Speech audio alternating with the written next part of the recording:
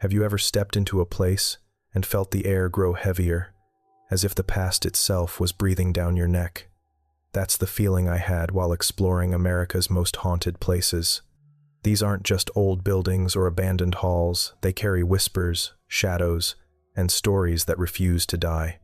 From hotels that never sleep to prisons echoing with lost voices, every step felt like walking beside history and something unexplainable. Join me as I take you through 5 of the most haunted places in America, where the line between past and present feels terrifyingly thin. If you want to explore more haunted places and hear real ghost stories with me, make sure to hit that subscribe button and join the adventure. 1. The Street Anley Hotel, Estes Park, Colorado. I had always heard about the Stanley Hotel, but nothing could have prepared me for what I felt when I finally stepped inside. The building stood proud against the backdrop of the Rocky Mountains, its white walls glowing under the evening light.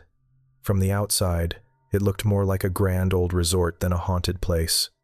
But as soon as I walked through the main doors, a strange weight settled over me. It wasn't fear exactly, more like the feeling of stepping into someone else's memory. The air in the lobby smelled faintly of old wood and polish, and the red carpet seemed almost too perfect, like it was hiding secrets beneath. I checked in and made my way up the creaking staircase. As I walked down the long hallway, the silence was heavy. Each step echoed louder than it should have, and I couldn't shake the thought that I wasn't walking alone. That night, I stayed in one of the hotel's older rooms. The walls were lined with antique furniture, and the dim lamp cast long shadows across the ceiling. I lay in bed, listening to the wind outside, when I suddenly heard faint piano music. It was soft at first, almost like someone practicing a tune in another room, but the notes grew clearer, filling the hallway outside my door. My first thought was that the hotel bar had live music, but when I looked at the clock, it was almost 2 a.m. Curiosity got the better of me, so I opened the door. The hallway was completely empty. The music stopped the second I stepped out. Back inside, I tried to laugh it off, telling myself it must have been in my head. But then came the sound of footsteps above me. Slow, deliberate, heavy footsteps pacing across the ceiling. I froze, listening. My room was on the top floor. There shouldn't have been anyone up there. My heart started racing, and every instinct told me to get out. The strangest part happened just before dawn. I had finally dozed off when I woke up to the feeling that someone was standing beside my bed. I opened my eyes, and for a split second, I saw a faint outline of a woman near the corner of the room. She wasn't threatening, just there, as if she had been watching me sleep. I blinked, and she was gone. The next morning, I asked the front desk if there had been any events or music played overnight. The staff member gave me a knowing smile and simply said, "You wouldn't be the first guest to hear the piano." That answer sent chills down my spine. Walking out of the Stanley Hotel later that day, the sun felt brighter than usual. But even as I left, a part of me stayed inside those walls. I couldn't help but feel that the hotel had let me catch a glimpse of something or someone that never really left. 2 Eastern Street 8 Penitentiary, Philadelphia, Pennsylvania. I still remember the first time I walked through the iron gates of Eastern State Penitentiary. The building looked less like a prison and more like a broken castle, its massive stone walls rising up like something out of a nightmare. The place had been abandoned for years, but the air around it felt heavy, as if the past was still trapped inside those crumbling halls. Inside, the silence was overwhelming. The long, narrow corridors stretched out before me, lined with rusted cell doors. Some of the doors hung open, and I couldn't resist peeking inside. The tiny rooms had nothing but a broken bed frame and peeling paint. But it was enough to make me imagine what life must have been like for the men who had lived and died there. I wandered deeper into the prison, and the light from outside grew dimmer. The high ceilings let in shafts of sunlight through cracks and broken glass, but most of the hallways were dark and cold. My footsteps echoed against the walls, and each time I paused, it felt like someone else had stopped walking too. At one point, I stood still in a corridor and swore I heard a faint whisper. It wasn't loud, but it was close. Too close. I turned quickly, expecting to see someone behind me, but the hall was completely empty. My heart pounded as I tried to convince myself it was just the wind slipping through the broken windows. In cell block 12, where solitary confinement had once been the harshest, the air felt even heavier. The cells were small and suffocating, with narrow slits for windows. As I stood there, I heard the sound of metal scraping, like someone dragging chains along the floor. The noise echoed through the block, starting faint and then growing louder. I froze in place, my hands cold with sweat. When I finally gathered the courage to look, there was nothing, just an empty hallway staring back at me. The scariest moment came when I leaned into one of the cells to take a closer look. For a split second, I caught sight of a shadow moving against the far wall. It wasn't my own. I was standing still, and the sunlight was behind me. The shape shifted, then faded into the darkness. I backed out quickly, my chest tight, every instinct telling me I wasn't alone. By the time I made my way back to the entrance, I felt drained. The prison hadn't just shown me its history, it had made me feel it. The loneliness, the suffering, the echoes of lives long gone. They were all still there, clinging to the stone walls. When I stepped outside into the daylight, I took a deep breath. For the first time, the city noise of Philadelphia felt comforting. Yet, even now, when I think of Eastern State Penitentiary, I can still hear those faint whispers following me down the empty corridors. 3 Waverly Hills Sanatorium, Louisville, Kentucky. I had always heard people say that Waverly Hills was one of the most haunted places in America, but no story or photo could capture what it felt like to stand in front of that massive building. The sanatorium loomed over the hill like a monument to suffering. Its dark windows looked like empty eyes staring down at me as I made my way up the cracked driveway. Stepping inside, the air was immediately different, cold, heavy, and filled with the smell of damp concrete. The long hallways stretched into darkness, lined with peeling paint and rusted doors.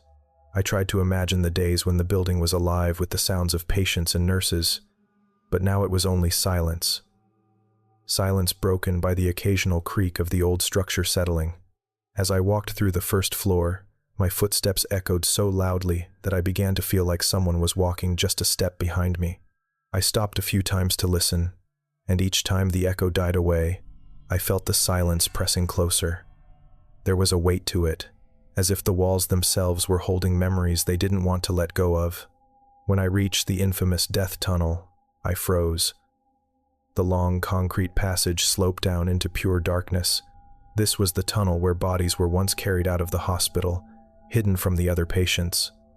I stood there for a long moment, staring into that black void. The air was colder at the entrance, and I couldn't shake the feeling that something was waiting down there, just beyond what I could see. Later, on the upper floors, I entered one of the patient rooms. The windows were broken, and the evening wind carried in the smell of wet leaves. As I looked around, I suddenly heard what sounded like faint coughing. It was so soft, I thought at first I had imagined it. But then it came again, closer this time, echoing down the hallway. My chest tightened, and I felt a shiver crawl up my spine. The most unforgettable moment happened near the nurse's station. I leaned against the doorway, trying to steady my nerves, when I saw a shadow move quickly across the far wall. It wasn't the kind of shadow light can make.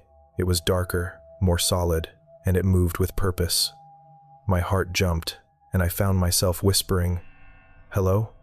even though I wasn't sure I wanted an answer. "Of course," no one replied. The shadow was gone, and the silence returned, heavier than before. But from that moment on, I couldn't shake the feeling that eyes were following me wherever I went. By the time I left Waverly Hills, the sky outside was just beginning to lighten with dawn.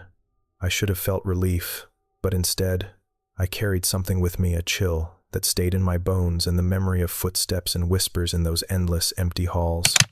4. The Queen Mary, Long Beach, California. The first time I stepped onto the Queen Mary, I was struck by how beautiful she still was. The grand ship, now docked in Long Beach, looked like a piece of history frozen in time. The polished wood, the elegant staircases, and the long corridors made it easy to imagine the days when she carried passengers across the Atlantic. But as the sun began to set, the glamour seemed to fade, and the atmosphere grew heavier, almost as if the ship wanted to remind me of everything it had seen. I wandered down the long hallways, the sound of my footsteps bouncing back at me. There was something unsettling about those empty passages, too quiet for a ship that once held thousands of people. When I reached the old pool area, I immediately felt the temperature drop. The pool had been dry for years, yet it felt alive in a strange way. I stood by the edge, staring at the tiled floor, when I suddenly heard the faint sound of splashing water. My breath caught in my chest. There was no water, no swimmers, and yet the sound was clear, echoing around the room. I stayed perfectly still, hoping it was just an illusion. But then, from the corner of my eye, I saw what looked like a small figure dart across the deck above. It was so quick that I almost convinced myself I had imagined it. But deep down, I knew I hadn't. Later that night, I joined a tour through the engine room. The space was massive and filled with heavy machinery. All silent now. The guide explained how many accidents had taken place there during the ship's active years, and as if on cue, a loud clang echoed through the room. It sounded like metal striking metal, sharp and sudden. The guide froze, and the rest of us exchanged nervous looks. There was no one near the pipes or engines, yet the sound had come from right beside us. I lingered at the back of the group, staring into the shadows between the giant pipes. For a split second, I saw the shape of a man standing there, his outline faint but clear enough to make my stomach drop. He didn't move, just stood watching. I blinked, and the space was empty again. When I finally left the ship, the night air felt lighter, almost like a release. But even as I walked away, I couldn't shake the feeling that something had followed me to the gangway, watching me until I stepped off. The Queen Mary is beautiful, yes, but she carries the weight of all the lives and deaths that have touched her decks. And once you've been on board, a part of you never truly leaves. 5. Driving through the quiet town of Adams, Tennessee, I couldn't help but feel a strange excitement mixed with dread. I had read about the Bell Witch for years, but standing at the entrance of the cave where so many stories began was a different feeling altogether. The mouth of the cave looked dark and unwelcoming, hidden under a canopy of trees. Cold air rushed out from inside, carrying with it a damp, earthy smell. It was the kind of place that made you feel watched, even before you stepped in. As I ducked into the narrow passage, the light from outside quickly faded. The walls were slick with moisture, and the sound of dripping water echoed all around. I moved slowly, my flashlight cutting through the darkness, but even the beam of light felt weak against the heavy shadows. The silence was so complete that every small sound I made, breathing, footsteps, even the rustle of my jacket seemed too loud. Halfway through the cave, I stopped to catch my breath. That's when I heard it. A faint whisper, low and drawn out. At first, I thought it was the sound of water running over the rocks, but then I realized the whisper had rhythm to it, like words I couldn't quite understand. My skin prickled, and I found myself holding the flashlight tighter, afraid that if I dropped it, I'd be left in total darkness with whatever was in there with me. The deeper I went, the colder the air became. I felt a sudden pressure in my chest, as if the cave itself was pushing down on me. I told myself to stay calm, to keep moving, but then a sharp sound echoed behind me, a rock tumbling, as though someone had kicked it. I spun around, heart racing, but the tunnel behind me was empty. Still, I could swear I saw a shadow slip just out of the reach of my flashlight. The scariest moment came near the back chamber of the cave. I stood there, trying to steady my breathing, when I felt something brush against my arm. It wasn't the wall. I was standing in the middle of the passage. It felt like fingers, cold and quick, pulling at my sleeve. I stumbled back, shining the light wildly, but nothing was there. The whispering returned, louder this time, circling me in the darkness. That was enough.